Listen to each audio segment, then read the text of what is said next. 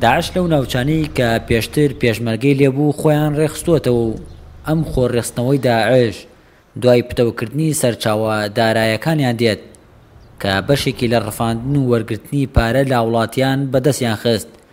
بە پێی قسەی فەرماندەکانی هێزی پێشمەرگە بێ داعش هێشتا توانای داگیرکردنی هیچ ناوچەیەکی نییە.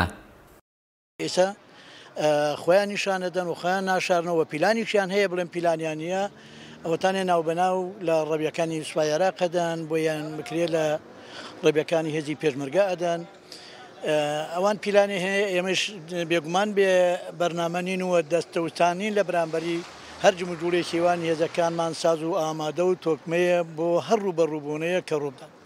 داعش لەم سەردەمانە ناوچەیان پێ ناگیرێت و ناوچەیان پێ ناپارێزرێت بەڵام ئاوایانوێ ناوبەناو کە دەستی بۆ شێنن لە ڕەبەیەکە لە شوێنێکە کە بۆ جێگەیەک دەستنیشانەکەن هێزێکی پارتیزانن. پارتیزانی ڕێگری لێ ناکرێت بە زەحمەت ڕێگری لێکرێت. لە سنووری پارێزگای دیالە داعش زیاتر لە سنووری جەلەولا و دەوروبەری خانەقین کردەوە تیرۆریستیەکانی چڕ کردووەتەوە. باوتەی ئەم فەرماندەی هێزەکانی پێشمەرگە هۆکارەکەی بۆ چڕی دار و دارستانی ناوچەکە دەگەڕێتەوە. هاوکات پێشمەرگە لەو ناوچانەی کە لەژێر دەسڵاتیدایە لە سنووری خانەقین بە جوتیارەکانی ڕاگەیاندووە کە لە کاتی درێنەکردندا ئاگداری پێشمەرگە و ئاسایش بکەنەوە، چونکە ماوەیەکە داعش ئەمەی کردووە بە هەلێک بۆ تیرۆرکردن و ڕفاندنی جوتیاران کە دوایین جار دوو جوتیاری سنووری خانەقین تیرۆرکران.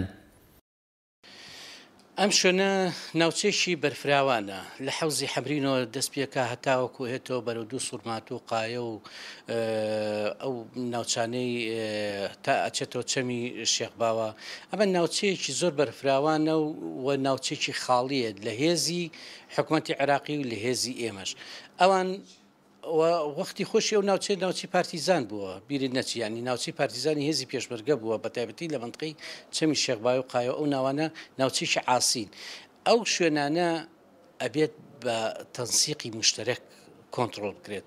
بەڵام بەداخەوە حکوومەتی عێراقی نەخۆی ئەتوانێت بیپارێزن، نە ئێڵە ئێمە بچینەوە، نە ئەشلە بەیەکەوە بە هەماهەنگی و ناوچانە بپارێزن. بۆیە باشترین فرسەتە ئێستا داعش بە خۆی ڕێکخاتەوە چا لە شتی ئەنجامەدا. لە سەرەتای مەفتەیەوە داعش تەنها لە سنووری خانەقین 4 هاوڵاتی کوردی شەهید کردووە و لە گوندەکانی خانەقین و جەلەولاژ زیاتر لە 200 دۆرم دەغڵودانی سوتاندووە. دوایین کردەوەی تیرۆریستیان دزایانکردە ناوچەکانی کڵۆجۆی زەنگابات و لەلایەن پێشمەرگە و ئاسایشەوە ناچار بە هەڵاتن کران. شاخۆ ئیبراهیم، گەلی کوردستان، گەرمیان.